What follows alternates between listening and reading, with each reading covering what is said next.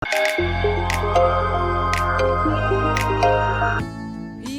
say I'm the life of the party 'cause I tell a joke or two.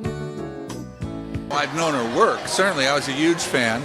And but when they asked me to get involved with this movie, that's when I met her and fell in love with her.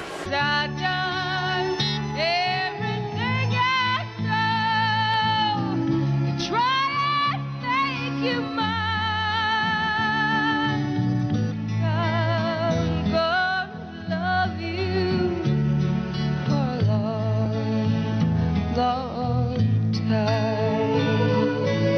What do you think of that voice? I mean, it's such range and just the purity of the high notes that she can hit. She's I think one of the greatest singers ever. And it's not just, she can sing not just the high notes, but she can sing anywhere on the scale. I mean, I think she has a 3 or 4 octave range. And, Different styles of music, of course, be it country, be it pop, rock, of course, some jazz and Mexican music. So it's quite remarkable, her range. Yeah. I don't think many people know that she sold the largest Spanish-speaking records ever that were sold in America. Yeah. En la noche silenciosa nos miramos frente a frente.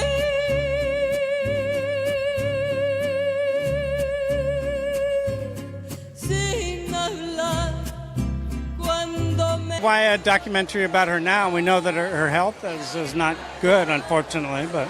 A documentary about her now is relevant because I don't think too many people know what an American treasure she has been and is.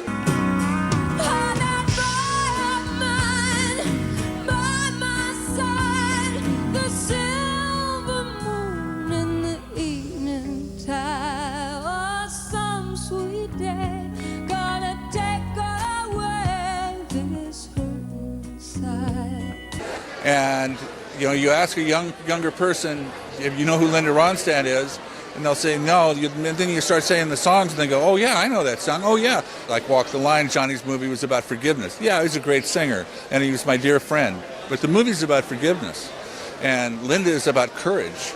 Linda is about never giving up and doing it her way, and it's a feminist movie without being hitting you over the head. She does it her way as a woman, and she's amazing what she accomplished. Amazing.